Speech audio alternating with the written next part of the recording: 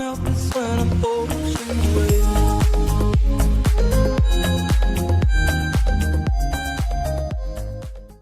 Today on Nova Legends podcast, I have Rod Wood. He was a guard on the 1981 Lee State Championship team, the Mythical State Championship team. And he had a really solid playing career at Randolph-Macon. And he's also very well known as having a long career as a coach at locally based Mary Washington. He played, he had a lot of players from Northern Virginia play for him. Coach, thanks for doing this. Pleasure to be here. Thank you for inviting me, Julian. No, Hey, of course. it's hard to believe 42 years later, we're still talking about it. Well, I think what happened is that you guys won it in 81. The year before, Garfield had won it when basically a local team. Mount Vernon had won in 79. Lee almost won it in 76. Robinson had nearly won it in 77. Actually, TC won it in 77, and Robinson almost won it in 78. But then, for 26 years, a Northern Virginia team, Northern Region team did not win the state tournament and didn't even get close some years. So I think that team kind of rose in prominence. Looking back, what did that run mean to you? And did you think about it a lot over the years? Yeah, because it's brought up quite a bit. You run into people all the time now that say, hey, remember when? I belong to Springfield Golf and Country Club, and I was up there one Friday evening and a band was playing and I wasn't paying any attention. And the lead singer said, hey, this goes out to the 1981 state basketball champions. And I was like, what? And turned around, it was somebody that I knew. But again, it just comes up frequently, actually.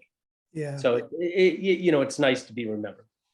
Well, I think the great thing about that team, and we'll talk about it more in depth, is that state championship kind of came out of nowhere. You had a really good team the year before, it won the districts. This year, you didn't even win the district. And just like basketball, when the pieces all fit together, you're playing real well, obviously amazing coach. And you guys won it the right way. You just outplayed everybody and you peaked at the right time. Yeah, you say it's a surprise. It wasn't a surprise to us. It was something that we had planned on doing. Oh. Actually, the year before was kind of a surprise, at least to me. I thought that we were geared for that senior year. We had played together for so many years. Actually, I played JV my freshman year at Lee High School with John Niehoff in a group. Tommy Carroll was on varsity. He played varsity all 4 years at Lee. So I didn't get a chance to play with Tommy my freshman year. And my sophomore year, I also played JV. And I asked Coach why, and he said, I want to keep this group together. And I want to make sure that you guys play together as much as possible. So I think it was a surprise because we lost as many games as we did. But I think that was really a product of us being preseason ranked number one. Also, I think it was a product of our district, which was phenomenal, and a product of our overall talent level. We weren't the most talented group individually, but collectively we were pretty good. Yeah, well, that's for sure. We'll get back to your high school run. How'd you get started playing basketball, and did you come from a basketball playing family? Yeah, my dad was a big basketball player, and essentially I played pretty much all the major sports: basketball, football, baseball, all the way up. But I had a basketball hoop in my backyard, and I played with my dad pretty much all the time. So, that was one of the things that I just did. I don't think it was per se because early on I was going to be a basketball player. To be perfectly honest with you, I liked football more than anything else. I was probably best at baseball at the time, but things turned out the way that they did. Had your dad played in college? He did. He played at a junior college down in Florida. He was in the Air Force, and he played on the Air Force team that traveled around as well. Okay. Who were your first heroes in basketball, your first influences? So you're probably growing up, the Bullets had moved to Washington. The ACC was becoming huge in the 70s because we could actually watch it on TV. So who did you grow up watching and admiring? I've always been a local guy. Unfortunately, to this day, I'm still a local guy, so I don't have a lot to cheer for except for the Capitals, but it was the Nationals several years ago. So, I go down that route. At the time when I was growing up, loved Maryland. I loved watching Lefty Driesell coach. I loved the team that was there. I got a chance to meet several of those players, John Lucas, Lynn Elmore, and those guys as they were coming up. When I went to basketball camps, actually Coach Jenkins in Northern Virginia Basketball School, every week they had a camp there. I was at that camp, so I got a chance to meet a lot of the University of Maryland, Coach Driesell, and that type of thing. I loved at the end of the game when they started to sing Amen. Yes. I was at home singing Amen with them. Yeah. So that was my local college team at the time, and I rooted for the Washington Bullets and then became the Wizards. I actually went to games. I remember winning the last championship, the only championship they got. And the following year, when they went to the championship game, I was at the game 7 with, I think it was against the San Antonio Spurs. So that was pretty neat. And then Bobby Dandridge, believe it or not, actually was a substitute teacher at Lee for some time. So I got to go by his classroom and talk with him. That's amazing. Crazy. Yeah, there's 2 guys I've interviewed in this series of Bob Dandridge and Lefty Driesell. And both times I just did Lefty on Saturday. It was so crazy talking to a guy that I've heard tell stories, and I've seen so much on TV growing up. But so you mentioned that you were a really good baseball player. Who are your role models in baseball, and what position did you play? I wouldn't say role model. My favorite team was the Cincinnati Reds. Okay. And I like the Baltimore Orioles. That was the closest at-home team that we had after the Senators left.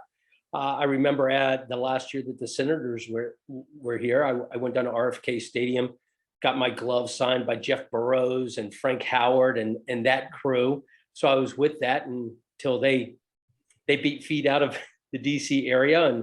But I've always been a Cincinnati Reds fan. My family's from West Virginia, and that was the closest team to them. So the big red machine with Pete Rose and Joe Morgan and, all of those guys, that was pretty neat. Ken Griffey. How about football? What position did you play in football? I would play absolutely any position, but typically, as you're coming up, it was a quarterback, then you're a running back. You play defensively, as everybody else was growing around me, I didn't seem to get that much bigger.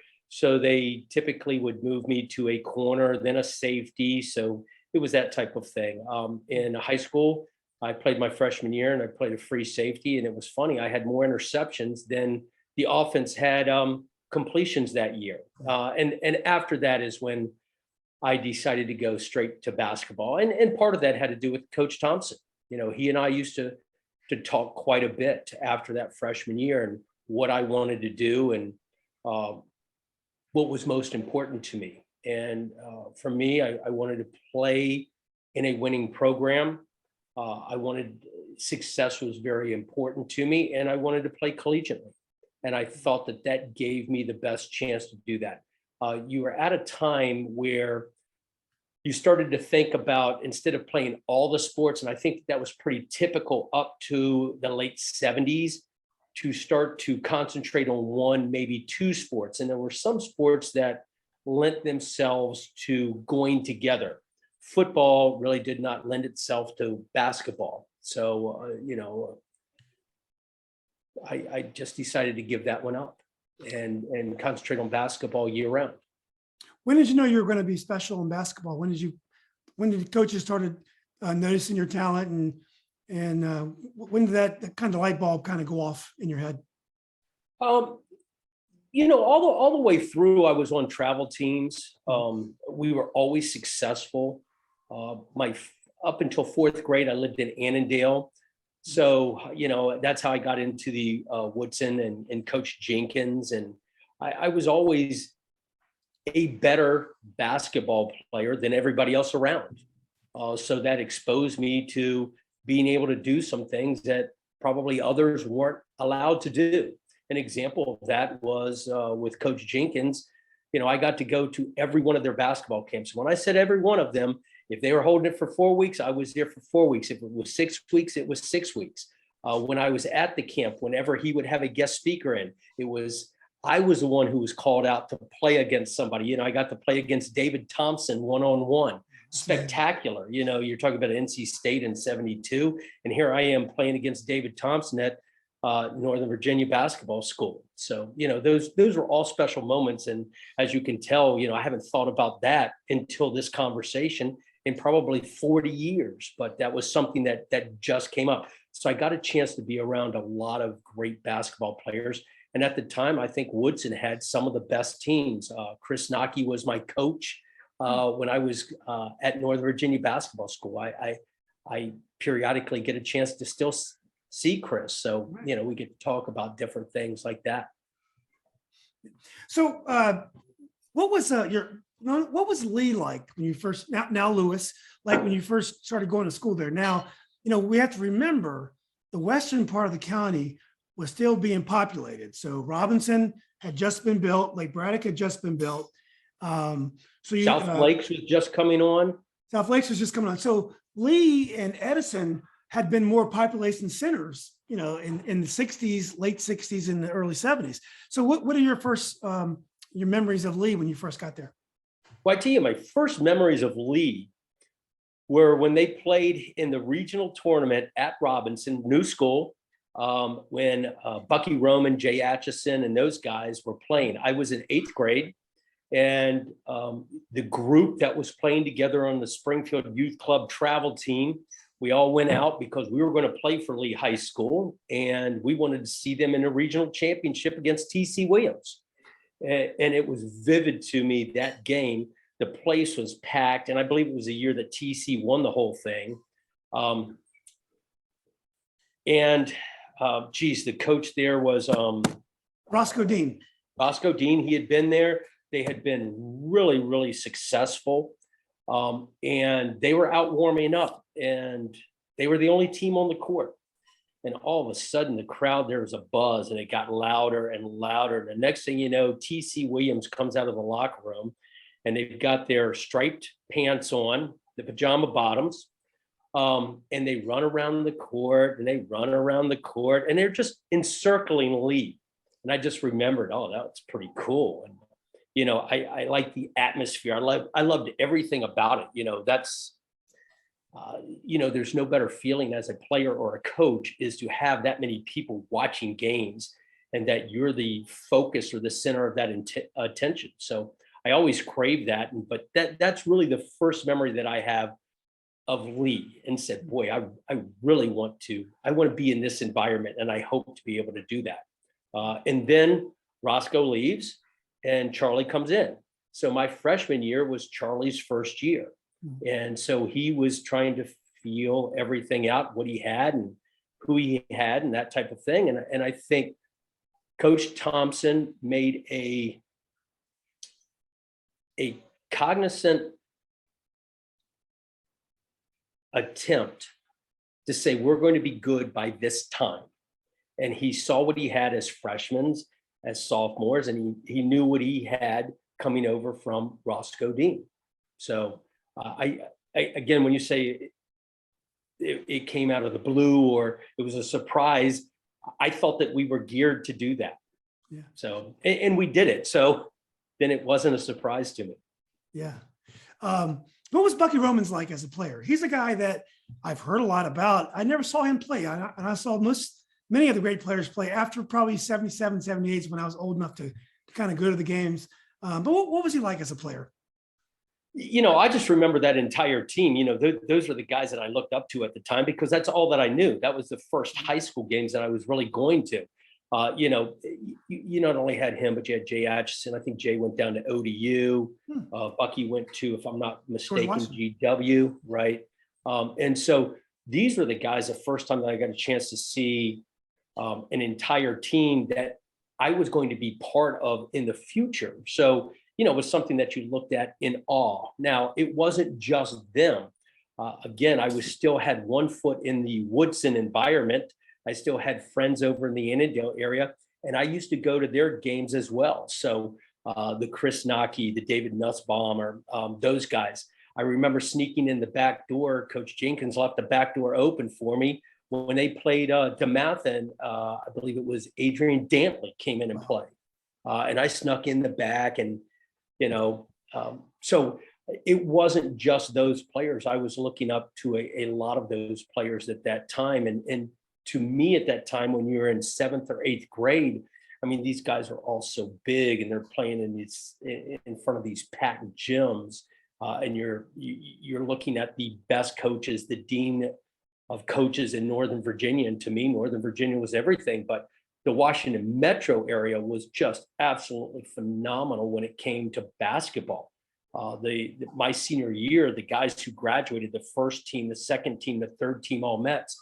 I mean, it's a who's who of basketball players. I mean, it was just phenomenal. So I got to come up during a time that was absolutely spectacular as far as basketball. I was watching a 30 for 30 not too long ago, and I watch them all, and then I watch them again, the ones that I like.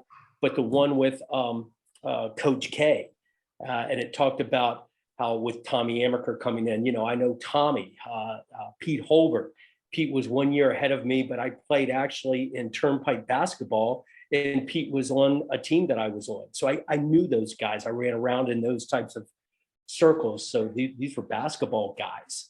But I remember Coach K saying in this that era of 81 to about 87 in basketball was the best talent ever. He said it's just the best of all time. And it mentioned the players that were coming up during that time. And I said, well, geez, no wonder I didn't get a scholarship to D1. Look at all these players that I was going against. Well, that was before Flint Hill was starting to take some of the great players to the private schools. And generally, I guess, what was it, Kevin Darmody had gone to O'Connell, a really nice player. But generally, the best players stuck with the public schools. So the talent level was very high back then. Yes, absolutely. You mentioned that, and Flint Hill hadn't become. I mean, Flint Hill was really not even thought of. Carlos Yates put that kind of on the map, and that's when Stu Vetter came over there for a couple of years. So it was right during that time. And I say that because I got a chance after we won the state championship to play in the Boston Shootout, and for the Washington team. And Carlos was my roommate. Who awesome. Went on to George Mason and was, the leading scorer his freshman year in the nation in Division I at 30 some points a game. So I used to keep track of Carlos and what was going on with Carlos, because I got to know him as well as several other guys that I went up to the Boston Shootout with. So yes, the best players stayed at the public schools. Yeah. So it was the golden age of high school. The other thing that was really neat is AAU had not taken off. That's right. I remember that we played AAU, but we played with our high school team, and it was only the guys who weren't playing some other sport. Mm-hmm. Now, what made us unique is that most of the guys quit the other sports, and we stayed as a group with basketball, and that stayed pretty much together all the way until my senior year. And then one kid, Tom Estep, played football. He was a great athlete. He was a great baseball player. He was a great football player. He didn't play after his freshman year. He just concentrated on basketball and baseball. In his senior year, he goes, I'll go out for football. And he becomes first team All-Met wide receiver. Wow. I'll just go out and do that. And so he was that type of player. Went on to play scholarship baseball at James Madison University and played in the College World Series. So, but as a group, we pretty much stayed together freshman, sophomore, and junior year, playing together. And so we went and played AAU, but AAU it was just getting going, and it wasn't these all-star teams from different areas. You played with your high school team. Yeah. Well, who was your JV coach at Lee? Because you had him for 2 seasons. It was Ron Sims. Okay. So Ron, he went on and actually he did a couple different things, but he became the girls basketball coach at Lee for several years. Right. He also was a baseball coach at Hayfield for years and years. He was a very successful baseball coach. Right. So, obviously Charlie Thompson is known as one of the greatest coaches in the history of the area and also of the state. And it's an amazing coach. He's won at many different at schools. But you were getting him in his first head job. So he had just began coaching. He was a young guy. But you also knew Charlie later on because you'd worked with him on his summer league teams and other ways. What was Charlie like as a coach in the old days? And was he fully formed? Was he the coach that he was going to be much later? I don't think any coach is fully formed at the time. I think they all feel themselves out and where they go. But kind of what you saw early on with Charlie is also what you got later on with Charlie. There was a fire that was in him. He never wanted to give up. He didn't want you to give up. Which played into how I played. I don't think I would have been as successful had I not had somebody there that I felt every time I stepped on the court wanted it as much as I did. And that's unusual. That doesn't happen all the time.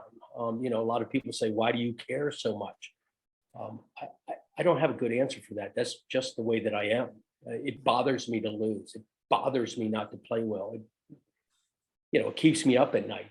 There's things that just happen, and that's just the way that I'm wired. He was wired very similarly. Yeah. When you started coaching many years later, what are some of the things you learned from Coach Thompson that you used yourself at Mary Washington? It wasn't just Coach Thompson. It was Coach Nunley. It was my father. I got a lot of the guys that I played with, especially in college, became very good college coaches. And so that opened their trees up to me as well. But early on, you emulate who your coaches, who your mentors were.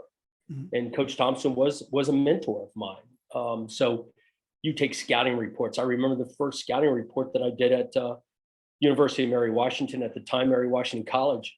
I actually pulled out the scouting reports that we used at Lee High School when I was going to school, when I was coaching with Coach Thompson for 2 years. So I just took those things. I didn't need to reinvent the wheel. And then as I found something that I thought was better, I would put that into my rotation and throw that one to the side. So, early on, especially in my coaching career, you emulate what you know. And, a big part of what I knew was Coach Thompson for 4 years in high school, and then for 2 years as an assistant on his staff. Yeah. Well, you were in the midst of maybe the high point of the McCool-Thompson rivalry, the Mount Vernon Lee rivalry. And it was really hot back then. Do you remember that rivalry? And what are some of the things you remember about it? It was crazy. It was a crazy rivalry. At the time, the Gunston District was arguably the best district, and I would say was the best district hands down. My probably junior and senior year, if you split the top 4 teams up from the Gunston District, Mount Vernon, Lee, Hayfield, and Groveton, and you put them at those 4 in different conferences, one in Gunston, one in the Patriot, or whatever it might have been. I forgot all the districts at the time. I think what you would have ended up with was a regional semifinals with those 4 teams playing each other. And Fort Hunt wasn't bad either. Fort Hunt was fantastic. I mean, we could barely get by them my senior year. So they were extremely good.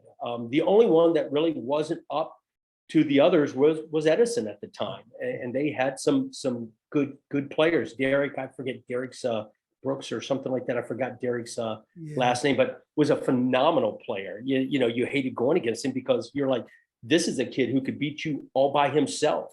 If you weren't on your A game, or if you didn't have a collective group that was just better than the other 4 out there, he could beat you by himself. And they had some victories with him by himself. So, the Gunston District, first and foremost, was just phenomenal.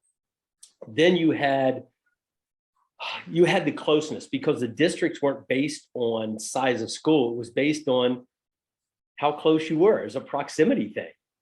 So these are people that you saw at Springfield Mall. These are people that you saw when you went to the grocery store. These are kids that you played against in Little League ball. I mean, because they either played in where you played or you played against them all the time. So that familiarity bred contempt at this point, I don't like you anymore. You're not on my team.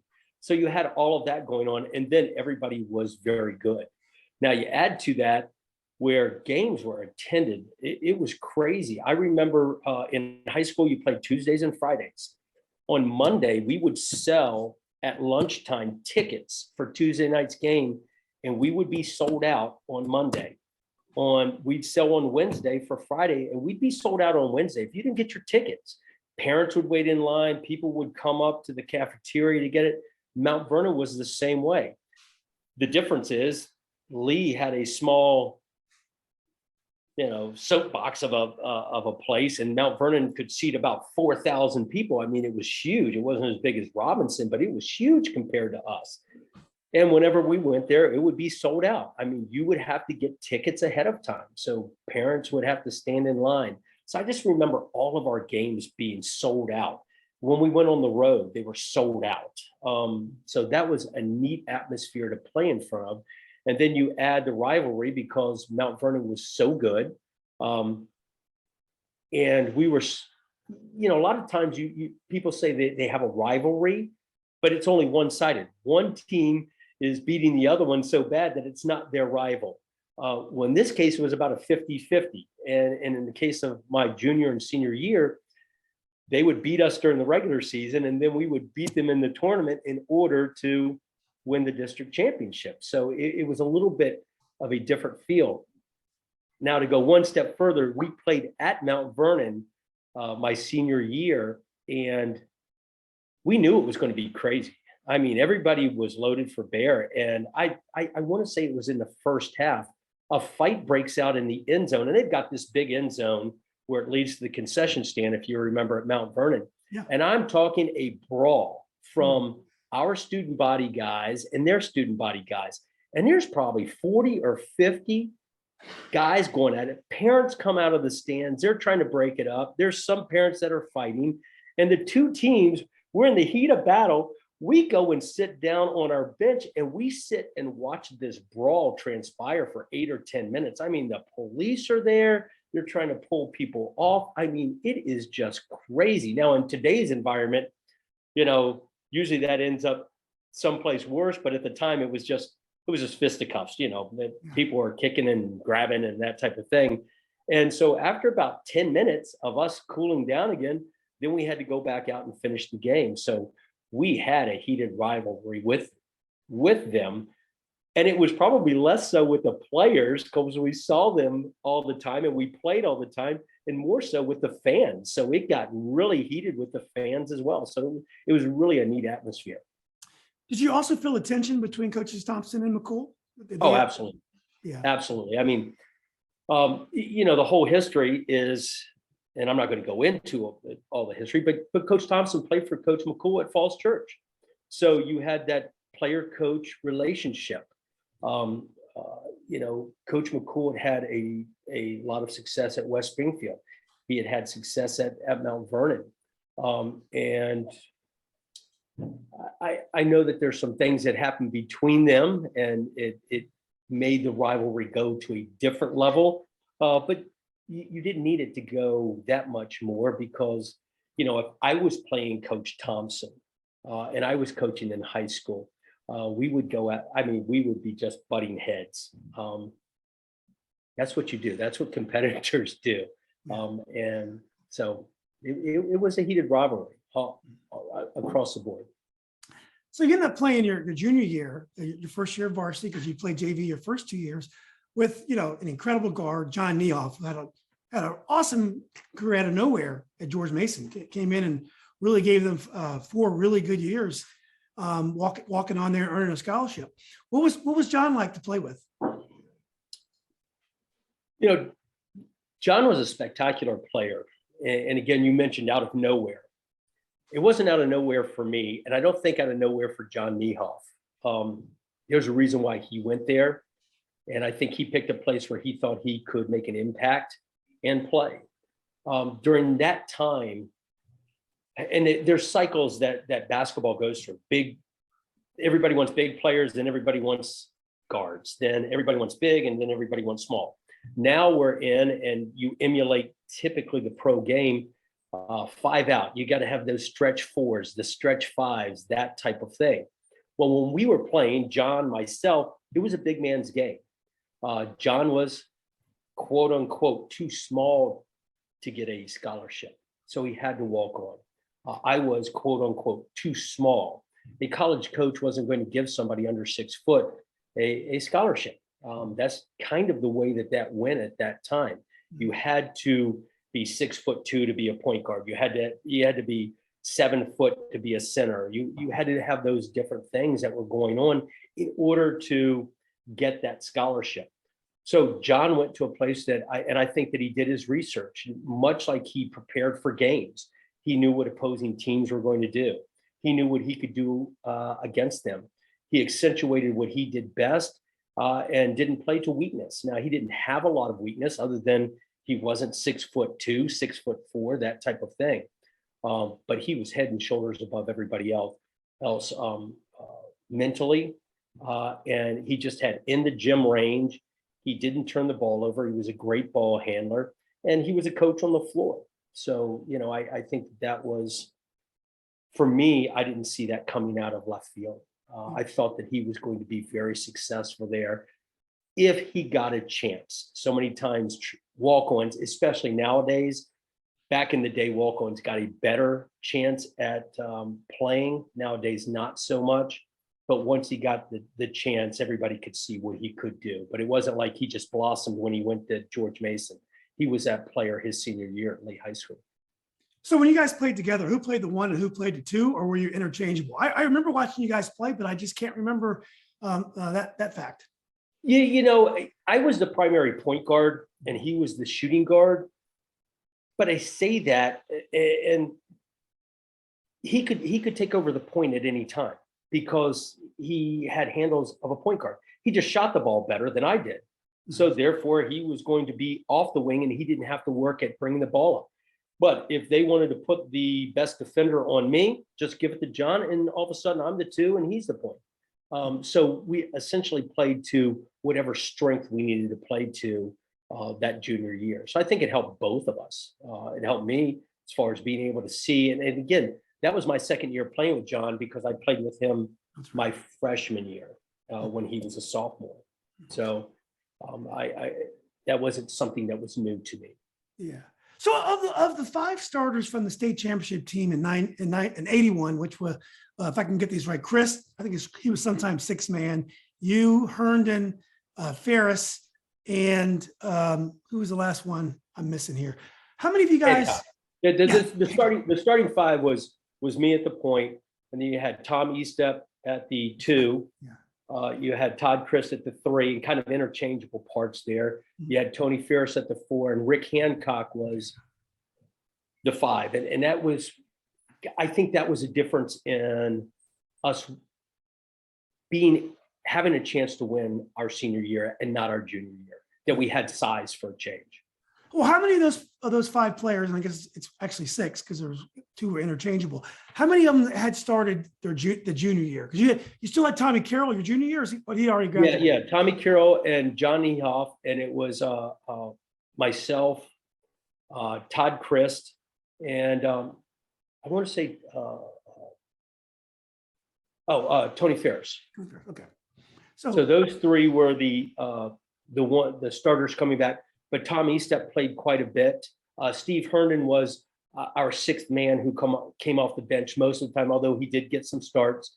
And that was Steve could come in, he could play the point, he could play the 2, he could play the 3. Todd could come over and play the point. Tom Estep could come over and play the point. But for the most part, we had a 6-man rotation our senior year. Well, tell us a little bit about your junior year, because I know TC won the region that year, but you guys won your district. You had a great year.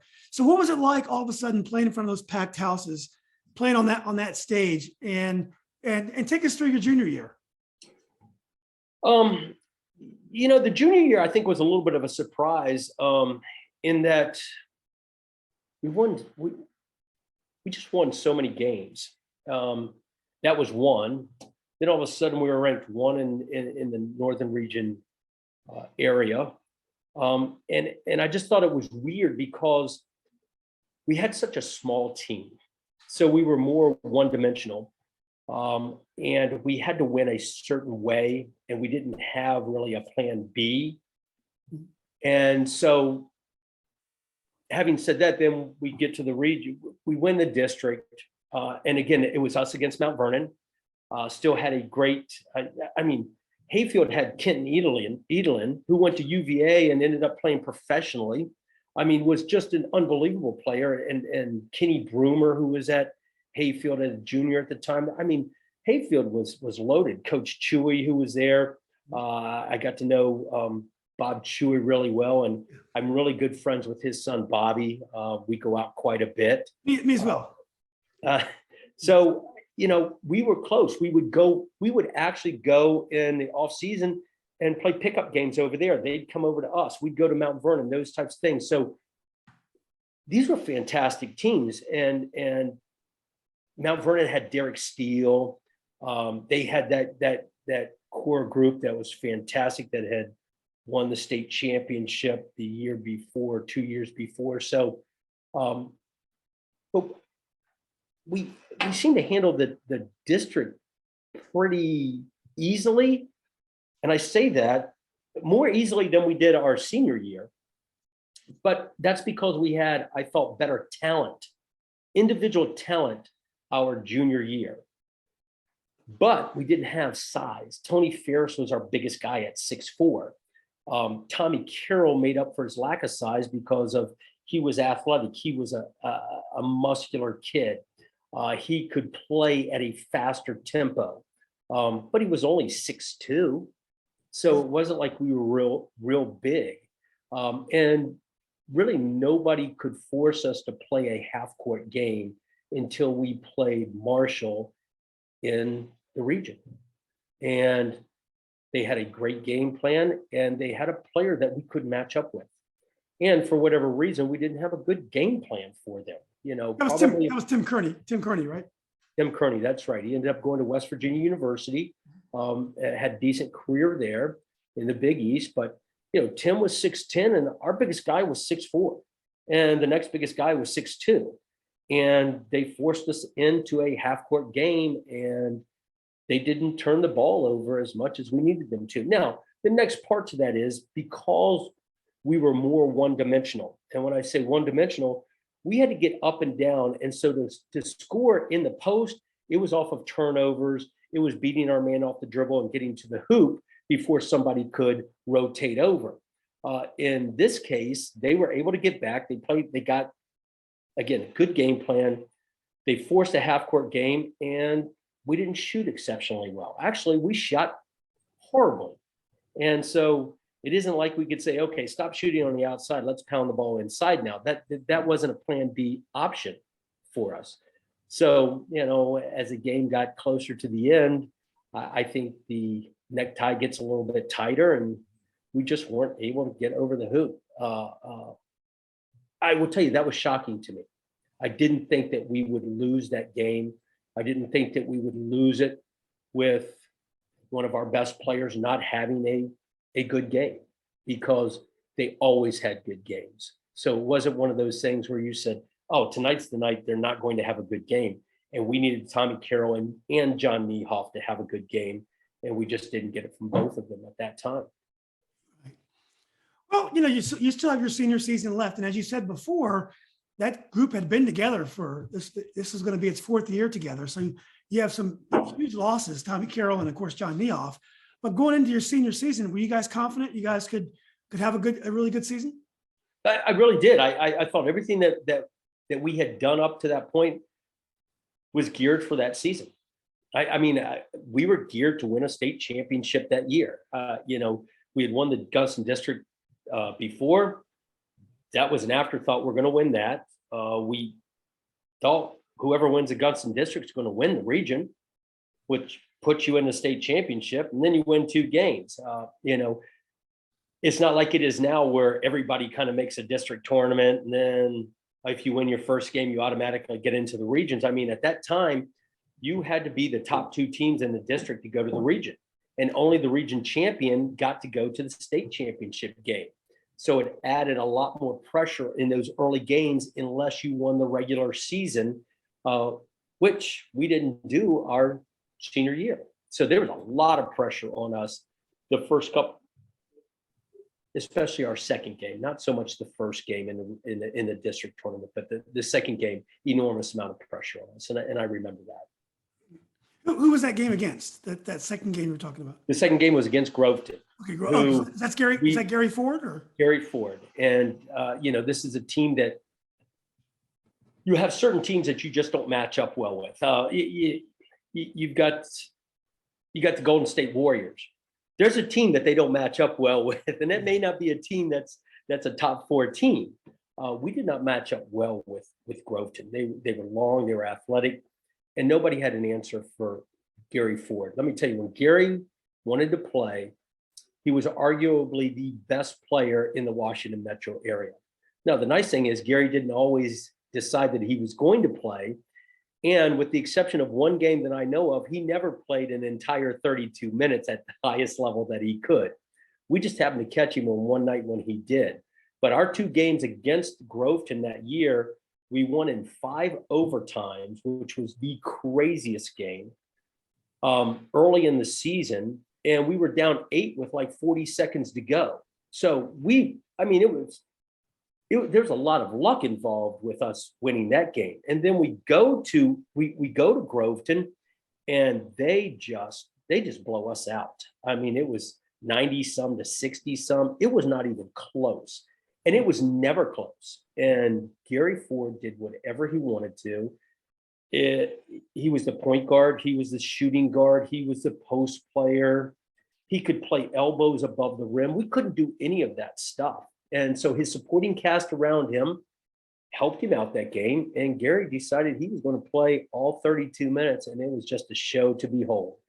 And here we are. We have to beat them in the district tournament just to go to the region tournament. And geez, I mean, I think we won by 1 point. Was it home or was it at their place? Geez, where was it? No. It was at, I want to say it was at Hayfield. Okay. I believe it was at Hayfield. So it was tied 51 with 10 seconds left, and we won 53-51. So, I mean, but that entire senior year, we weren't afraid of playing in close games. I mean, when we went into the district tournament, I think we'd already played 14 overtime periods, 5 of them in one game. Close games, we were used to being in. So it wasn't something we were afraid of doing. Yeah. And you know, we won so many overtime games, and how we would win games, we would come to the locker room and go, we're destined. Just keep it close. Just keep it close. And as we got later on in the season, we went more, coach switched us from more of a full court team that pressed all the time to more of a half court team that played a ton of pressure in the half court, but we didn't extend it as much. And it enabled us to go to a 6-man rotation, where we played almost exclusively only 6 guys. I mean, I would have hated to have been a junior on that team, because you never saw the court. You just never saw the court. You know, we had 3 or 4 games where it was a 30 or 40 point blowout against a lesser district, and they would get in for, 8 or 10 minutes. But the rest of the time, they were close games, and they were never seeing the court. So, it's just one of those things. But we just had a ton of overtime quarters. Was the district final important because you wanted to get that top seed for regionals? No, we wanted to win the district because we wanted to win the district. Yeah. To be honest with you, and I would talk with Paul Schmidt. I became very friendly with on Mount Vernon's team. With the UVA. Right. Yeah. And we would talk after the games because there really wasn't animosity between us. And we knew what was going on around us. Some of it made up, some of it true, some of it, it's just to stir interest in what was going on. Like I said, the players were less involved with what was going on with the coaches and what was going on in the stands than people would think. And I remember when we beat Mount Vernon the second time to win the district, because there was always a playback, I told him, I'll see you in the region final. We were the two best teams. And because we were 1 and 2, it was going to put us in opposite brackets. There was no doubt in my mind that we were going to see each other again. And we did. Yeah. So, and to be honest with you, I think the region final was probably the easiest game that we had with Mount Vernon. Yeah.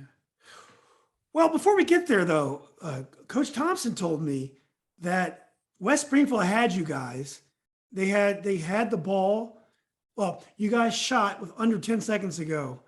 And Todd Blondin, a good friend of mine, batted the ball out from the basket.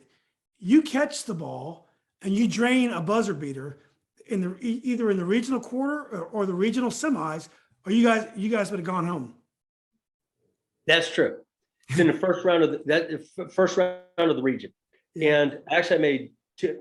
I made other shots, but the two shots, I made one, they kicked it out to me, and I believe it was Todd. And I know Todd, and I haven't seen Todd in forever. Super Love seeing those guys. Yeah. Kicked it to me at the foul line, and I made a shot at the buzzer to send it to overtime. And then another one got batted out to me right at the very end, and I made that shot. And there was very few seconds left, and we won 69-68 in overtime in that game. And again, that was just another overtime game. Didn't know how we were going to get there. The ball seemed to go our way. And, it was funny after the games, it was almost like that was what was meant to happen. It felt really predetermined that, geez, we go down to state. We're just going to make it through here. I don't know how we're going to make it through, but somehow the ball will get to the right person at the right time.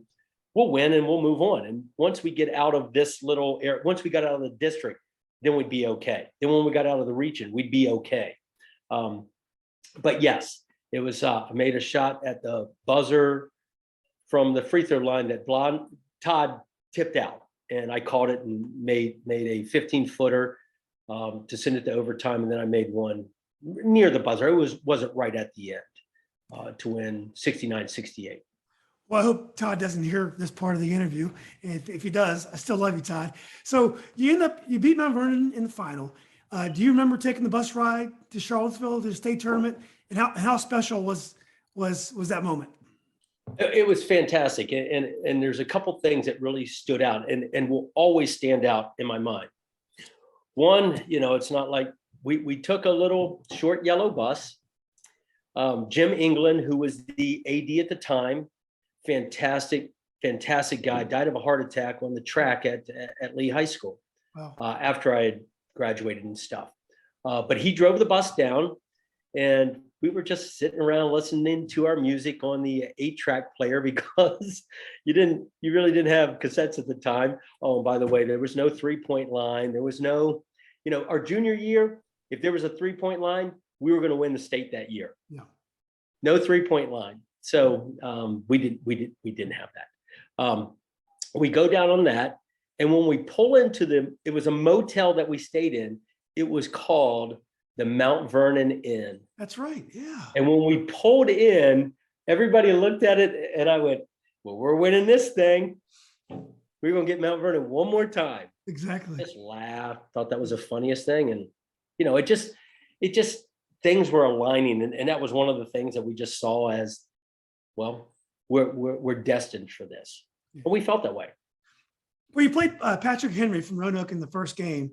How good were they? And what are your memories of that game? The two things that stuck out to me was, one, all week preparing for the game, the scouting report was Chuck Kepley, Chuck Kepley, Chuck Kepley. Now, Chuck ended up going to Wake Forest and played a little bit down there. His dad was the coach at Patrick Henry. At the time, they were ranked #1 in the state. And all we heard was Chuck Kepley, oh, you got this guy is great. He doesn't miss. He's just everything. And I remember watching him warm up in pre-games. And I looked at Tony and I said, if this is their best guy, they're in trouble. And I just really felt that way. I went, well, he's nothing to look at. You know, there was no all airport team. It was kind of like what everybody else looked at us. And I knew that, you know, you come into a game and you're looking at these guys. We were not imposing figures. We're not going to come in and dunk the ball. Couldn't do that stuff. So that's kind of the way that we looked at Chuck Kepley. And if that's their best player, we'll be all right.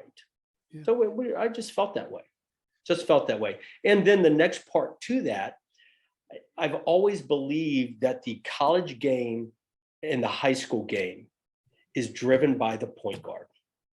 You got the best point guard, you have a chance to win. And in big games, you have a better chance to win. Chuck Kepley had to have somebody get him the ball. And that's just the way that I felt. We can keep him from getting the ball, or at least getting it where he's comfortable. And our bet was he never had to face that down in Roanoke. And for the most part, he really didn't have to face that. You know, if you'd have brought Patrick Henry up and again, throw him in the Gunston District, they could have probably finished anywhere from 1st to 5th place. Right.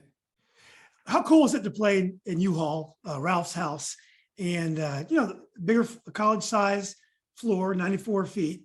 Was it amazing just to be out there and playing? Yeah, mainly because we were in a state championship. I mean, if you'd have put me in any place, it would have felt amazing. But again, being in U-Hall, and I got a chance to play there several times in college against UVA, so I got a chance to see all of that stuff. So that was pretty neat. But you know, when I look back, I don't remember saying driving up was more of a big thing than actually playing in the gymnasium. Oh, we're going to the Clam, and as we pulled up, hey, it does look like a Clam. Oh, that's right. And the rest of it, it wasn't as big a deal. Well, in the final, you play against future NFL Hall of Famer Bruce Smith. And, you know, he's bragged a lot about his basketball over the years, but I was at that game and you know, to me, he had hands of stone. And I felt like Lee was in control of the game. And I had seen them play the year before because they had beaten TC Williams in the semis before losing to Garfield in the finals. So I was familiar with their team. But I felt pretty confident that you guys could beat Booker T in the final. Yeah, and I did too. They were seated lower than the team, Marshall Walker. That's who they played in the in their semifinal round, and they made a half-court shot to send it to overtime or whatever, and then wanted it in overtime. So it was almost like they weren't supposed to be there. And again, we looked at it as, oh my gosh, we're again destined for this thing. We're not even going to play the quote unquote best team. We're going to play the other team. And to be honest with you, we matched up much better with Booker T than we did with Marshall Walker. I think that would have been a completely different game had we had to play them. And then to go with Bruce. Bruce was a football player playing basketball. He wasn't a basketball player who played football. He was a football player who played basketball. So although he was very good, you know, he was 6'4". At the time, he weighed about 270 or whatever. He was already getting ready to play at Virginia Tech. Yeah. I mean, I just remember how huge he was. Our cheerleaders actually, before the game, he stood up and made arms like that. And our entire cheerleading team hung off his arms and stood up on his back. And he had like 12 girls on his frame, and they got a picture of that. So, you know, it was nice. I think that they were happy to be in that situation. And we were less happy to be in that situation, and we still had one more game to play. And sometimes you just overlook the last time. I've had teams that I coached that were like that. They were just happy to be there instead of playing to win the whole thing. And I think that we were really focused on winning the whole thing.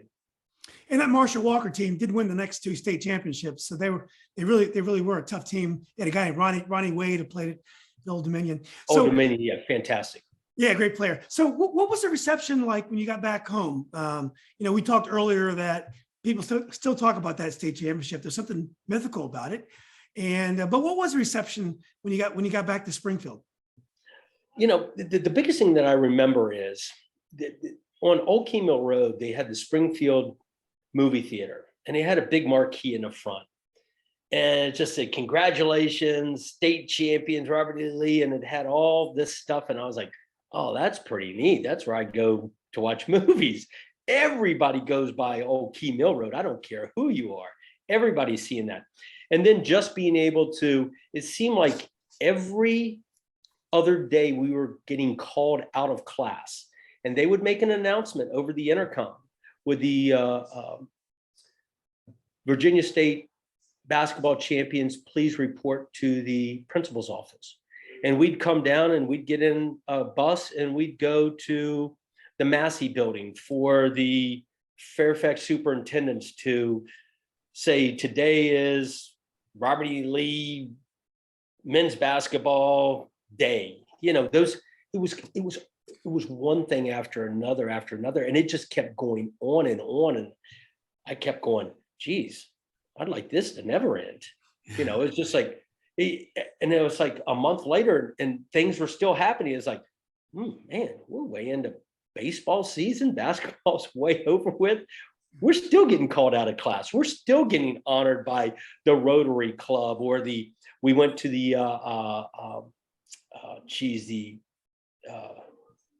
VH or what was it? American Legion post right there in Springfield.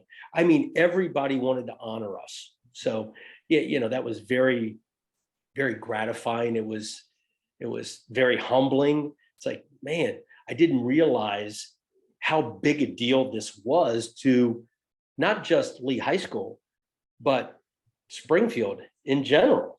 Now maybe not West Springfield. You get too far up Old Key Mill Road, it was a sense of maybe anger, but there in that little central Springfield area, it was just like everybody wanted to be a part of it. So that was really neat. Well, you end up going to Randolph-Macon in Ashland, Virginia. Why'd you select Randolph-Macon? And tell us a little bit about that process.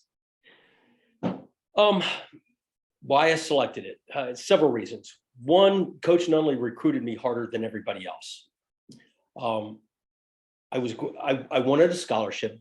Randolph-Macon was Division II at the time. Yeah. I got chances to walk on to a lot of places. A lot of the James Madisons. Now, John was already at George Mason, so that wasn't even looking. I really wanted to go to AU. Chris Nocky was there, didn't get that option.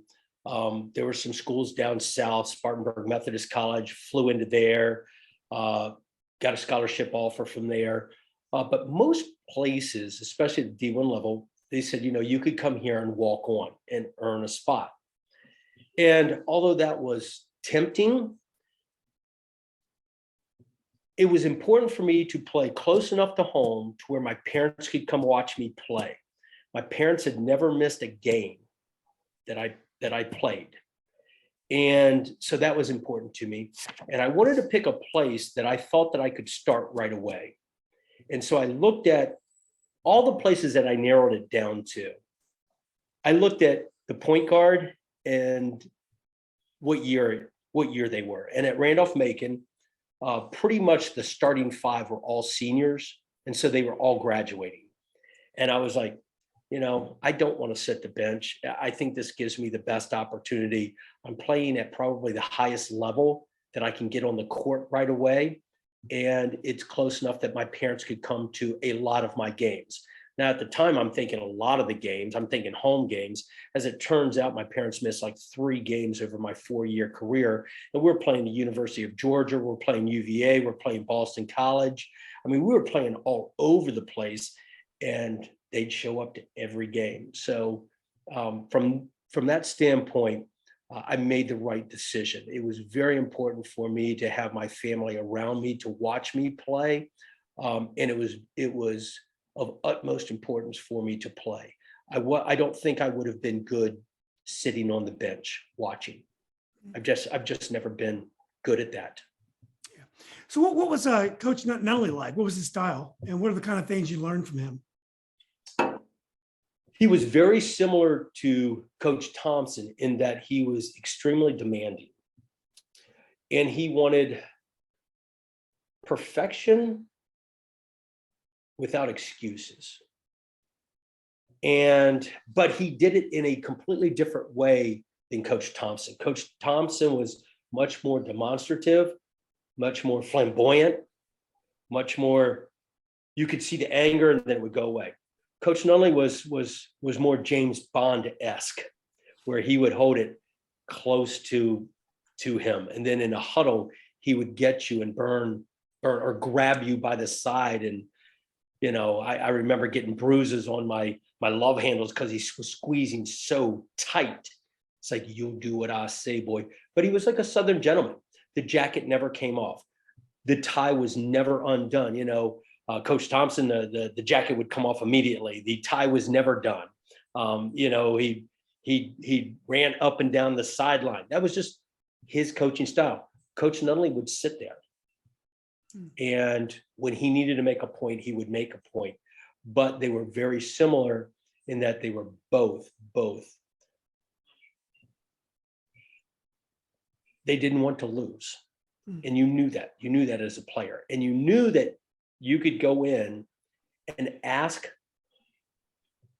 and you would get what you needed from both men. You knew that you were going to get what you needed. Yeah. So just different in their style. Yeah. Who was in your conference back then? Who was in that division? Oh, the conference was fantastic. It was Mount St. Mary's, Liberty Baptist, which is now Liberty University, Longwood. There was UMBC, University of Maryland, Baltimore County, and UPJ, University of Pittsburgh at Johnstown. Oh, and Radford.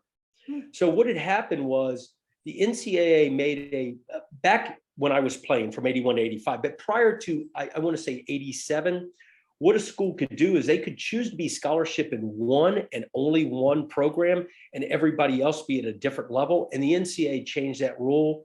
And I think it was in 1987 is when everything switched over, is that at least, and I want to say it was either 12 or 13 sports had to be at the highest level. So when that happened, schools had to decide what they were going to do. So for Randolph-Macon, it was easy. We were the only sport that was scholarship. So they decided to go down instead of bringing everybody else up. The other programs at our school were already Division III, so they just moved basketball down to Division III. In the case of University of Pittsburgh at Johnstown, there was a huge D2 group in the Pennsylvania area. So they had teams that they could play against. So they just stayed there. And so they were already Division II in pretty much most of the sports they did. So they stayed where they were. With Liberty Baptist, Mount St. Mary's, Longwood, and Radford, they all decided to go Division I. So they made the step up. And, you know, Liberty has just done gangbusters. They're now ranked in the top 25, I think, in football. Mount St. Mary's has gone to the NCAA tournament.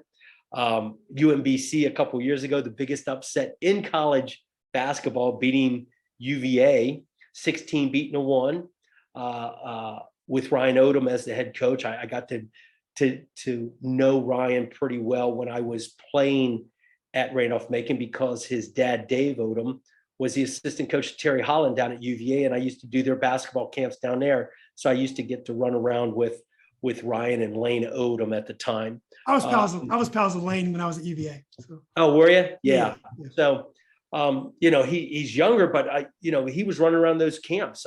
I did Graves Mountain Lodge, which was the most fun of all the camps at UVA. You know, you had the camps on campus, but if you got chosen to go to Graves Mountain Lodge, you were special. So you got a chance to play with all the guys. And at the time, I think it was Ivaroni was the big 76ers guy coming back. So I'm playing with Ivaroni, I'm playing with Ralph, I'm playing with Othell, I'm playing with those guys in pickup games after the day is done.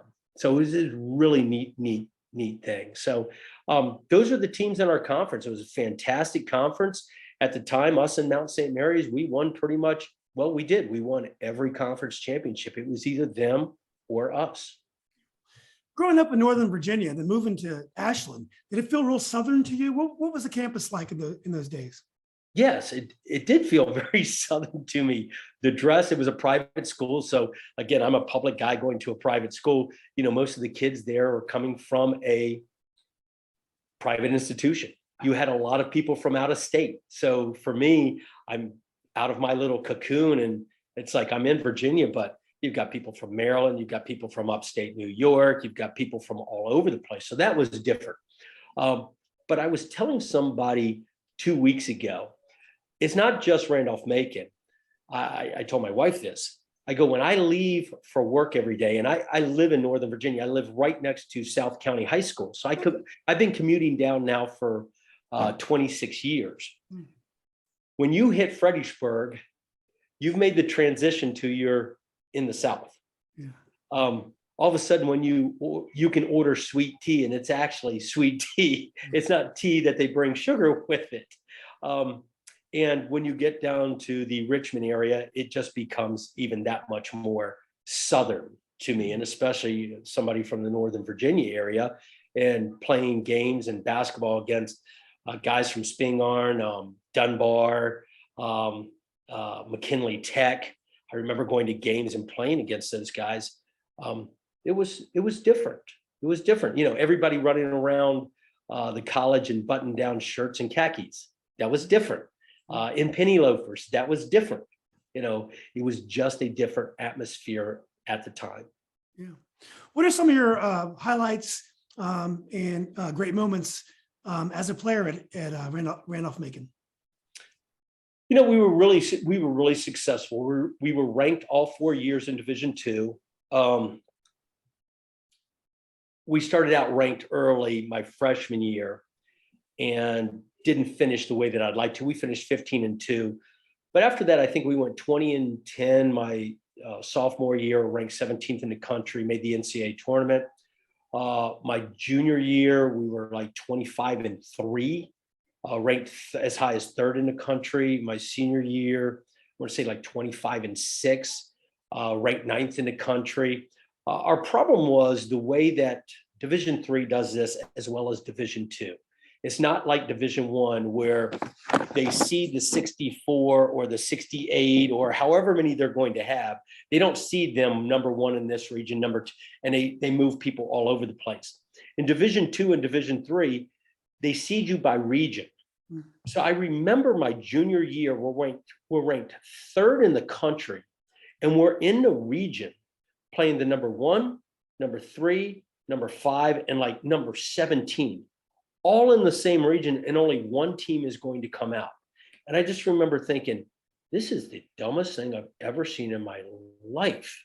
And we just never got out of that first round. So that was always disappointing that we didn't, but we were always playing a Virginia Union or a Norfolk State or a UDC when Mike Britt was there. I mean, they had a couple Earl Jones. Yeah. The 7-footer who ended up getting drafted by the Lakers. We were always matched up against the number 1 team in the country. And I was just like, this is unbelievable. This is unbelievable.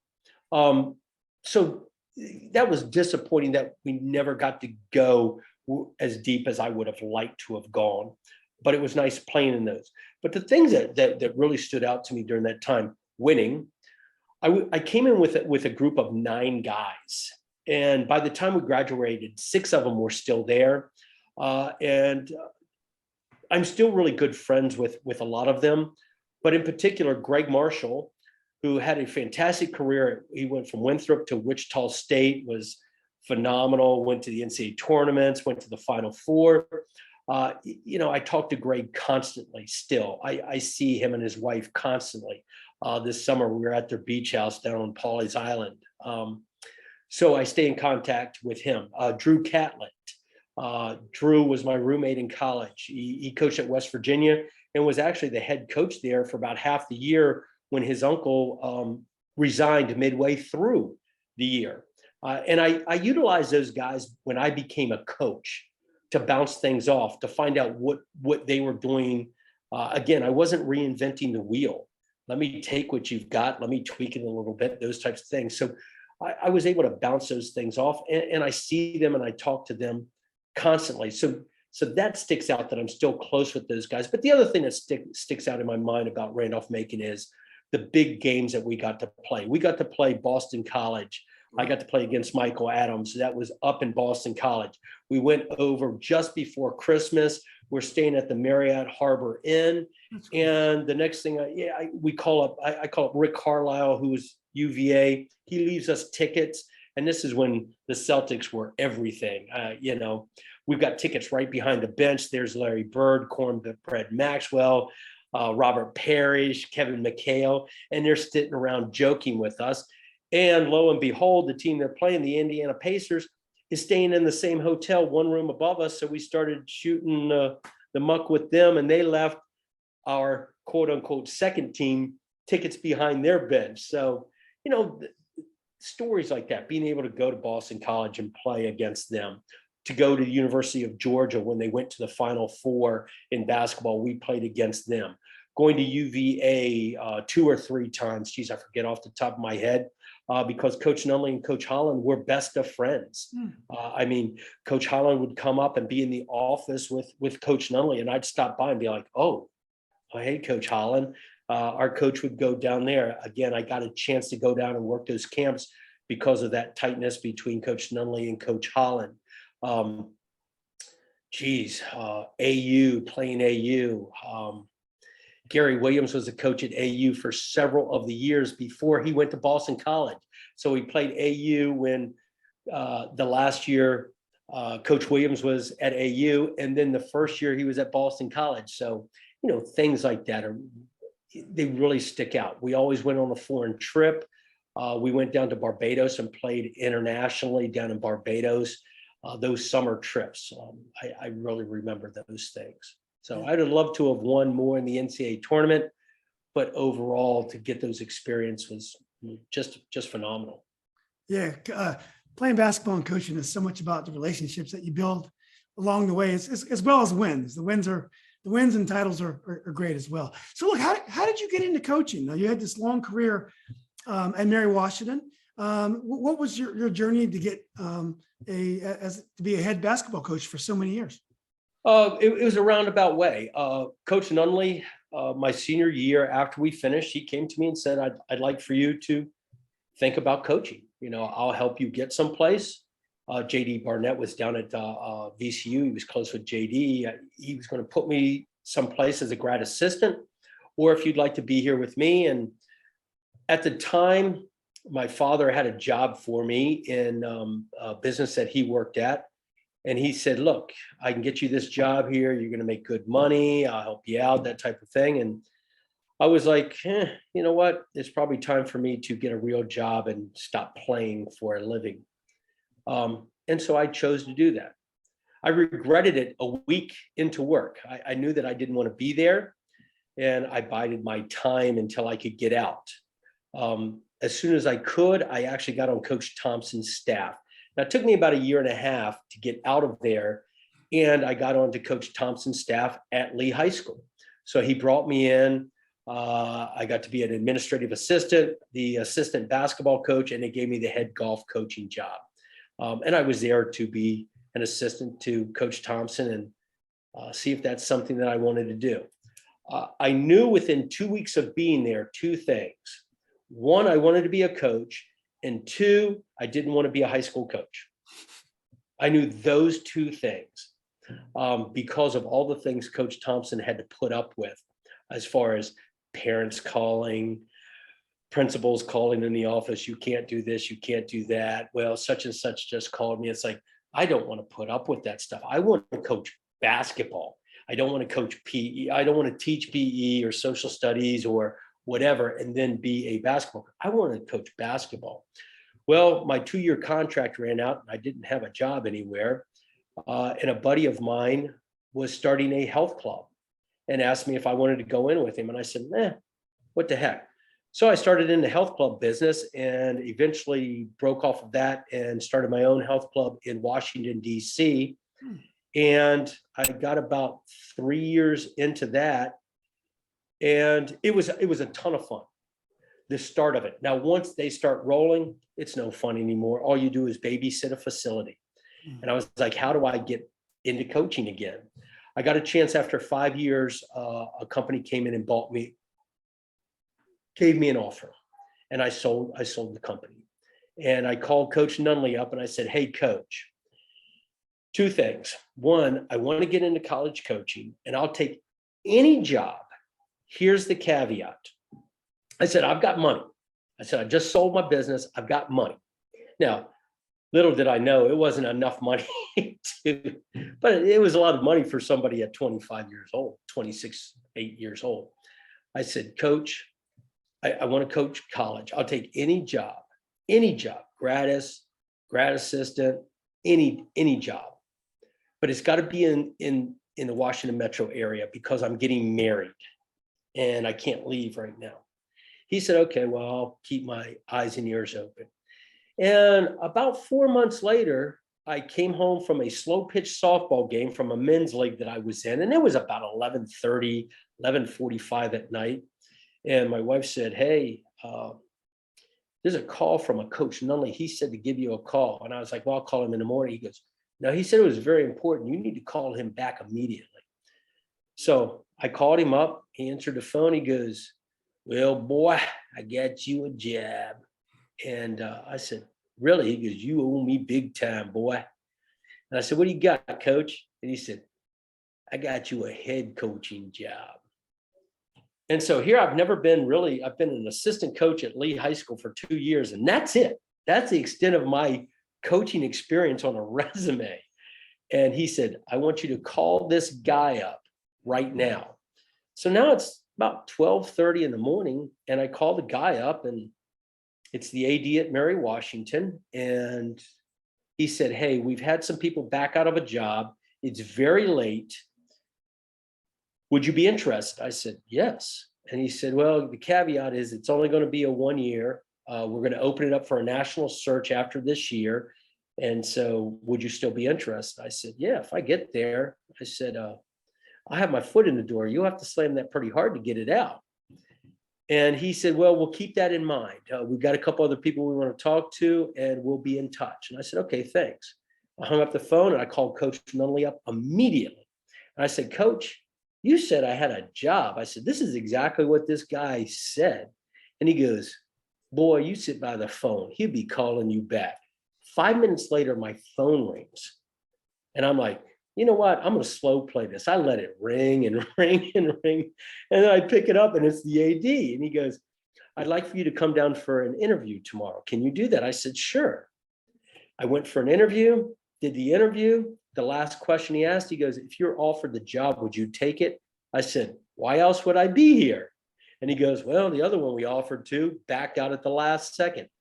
That the person that they offered the job to was Jimmy Patsos. Is And that I don't right? know if you know Jimmy. Yeah. So every time I see Jimmy, third edition, Jimmy. Exactly. And so I told him every time I see him, I said, hey, thanks for backing out of this job. So I could have got a head coaching job. And it was a long story of why he backed out. And let me tell you, he did the right thing backing out of that job. I'll tell you that. But I got offered the job. So that's how I ended up there. And so it was just right out of left field. And I know absolutely nothing. So now I'm going to rely on Coach Thompson, Coach Nunley, Greg Marshall, Drew Catlett, anybody that I know. Give me what you've got, because now I'm the head guy and I don't know what the hell to do. So that's kind of how I got down there. And I was lucky enough to be a head coach for 18 years and went out what I think is on top when we went to the Elite Eight my last year at the university. And now I'm in administration there and enjoy my time helping out student athletes from a different angle. What is the life of a Division III basketball coach? And it's probably changed over your 18 years and probably the last 7-8 years as well with the transfer portal and everything else that's going on. Yeah, I tell you the biggest change, and I was talking to our current basketball coach the other day about this, and because of all the stuff that he had to do, and I see him shake his head. When I first got there, I remember thinking 80% of my time is spent on basketball, coaching, recruiting, visiting other coaches. I mean, it was just all basketball. And 20% was something other than that. Paperwork, going and check out a van, getting buses, that type of thing. When I left, it was probably 40% basketball and 60% other. Just the things that you had to do in order to make the program run. It just classes that you had to take for the university, classes you had to take for the NCAA to stay in the NABC, the National Association of Basketball. There was different things you had to do. NCAA rules tests. I mean, it was just always, it just seemed like one thing after another. And it's like, geez, I just want to coach basketball here. That's all I want to do. So that had really changed. Division III is very, very difficult. And another friend of mine that I don't get to see as much as I used to, but Bill Dooley. Bill Dooley played at University of Richmond and was the head coach there at the University of Richmond forever and ever. And there's only two types of coaches, I like to say, those who have been fired and those who are going to be fired. And if you're lucky enough not to fall in one of those two, then you're a Coach K. And so when Bill was let go at Richmond, he went back to the Philadelphia area where he's from and stuff like that. And I get a call, and we'd still run into each other out at the Final Four at the NABC convention and stuff like that. But he was doing some other things. And I get a call out of the blue, and it's Bill Dooley. And he said, "Hey, Rod, I need some help." He goes, "I just took a job at Delaware Valley, Division III school." And he goes, "My wife is working up here. And so this is the only job I could get up or take up in this area." And he goes, "I know nothing about Division III. You got to help me with this." And I said, "Boy, are you in for a rude awakening?" He said, "Why is that?" And I go, "Because instead of recruiting 30 to 50 players, you're now going to recruit 300 to 500 players." And I said, "You're going to lose all your good players at the last second." He goes, "Why is that?" And I go, "Because you have no scholarship. You have nothing." And so all the top players, when the D2s lose them, they'll come swooping in and get your best players. They'll offer them at the last second. I said, or a Division III team that doesn't start their recruiting until in the summertime because they're recruiting a different type of student athlete. You'll lose them because they'll get a package put together. And then the next thing is at the Division III, because there is no scholarship, you have some schools that can put quote unquote packages together that are much more amenable to a student than somebody else. Our packages were not very good. A kid needed a 3.5 and a 1,300 to get into our school. Well, a 3.5 and a 1,300 at a lot of schools, you're getting 3/4 to 90% of your college tuition and or room and board paid for because you're a top academic student, and so they could package that academic money. So it was very different, and it probably took me 5-6 years to figure out how to recruit at the Division III level. It's easy for anybody to walk into a gym and say, "I want that player." Mm-hmm. Everybody would want the exact same player, but then figuring out not only what player you want, but can you get them in, and how many other people want that player? Can you get him? I spent my first 3 years, and I remember talking with Coach Nunley, And I would go down, or he would come up and say, Coach, how come I keep being second? And I said, everybody likes me. I'm the number one choice until the very end. And then I lose them. And he goes, $3,000, boy. More than $3,000, parent chooses. Less than $3,000, the kid chooses. Now that has changed over the past 18 years. That number has gotten a little bit bigger, but it was almost to the dollar. A kid would get a package from a private school and they'd be $4,000 less than us. And they would go to that other school. You know, it's like, hey, sorry, unless you can get me some more money. And it's like, I can't get you any more money. You know, it just is what it is. So I would lose them at the last second. So then I figured out how to go recruit the type of kid that could get into our school and that I was going to be the number one choice all the way through. So, and then we just had to develop them. And then as we got better, then better players wanted to look at us. Have there been any changes to the game that have been positive, that makes the coaches and players have a better experience than when you first started coaching at Mary Washington? Overall, I'd say no. Wow. Other than the money. Yeah. The money has gotten crazy, but because the money has gotten crazy, you have to win. You have to win immediately. Now we're talking a Division I, but it trickles down to Division III too. I mean, I remember when I got to Mary Washington, they hadn't had a winning season in 11 years. The previous year, they were like 2-25. I remember after watching, and I took the job sight unseen. I didn't meet one of the kids. I knew, other than looking at the records, I knew nothing. I remember after my first practice on October 15th, coming home and literally crying to my wife, I've made the biggest mistake in my life. She said, why? I go, because I'm going to go 0-25. I'll never get another job. I'll never, there's no way I can win with this talent level. There's zero chance. I remember that's just where our talent level was. And I've made the biggest mistake of my life. And we went 15-12 the first year. Then we took a step backwards. We were better, but everybody prepared for us.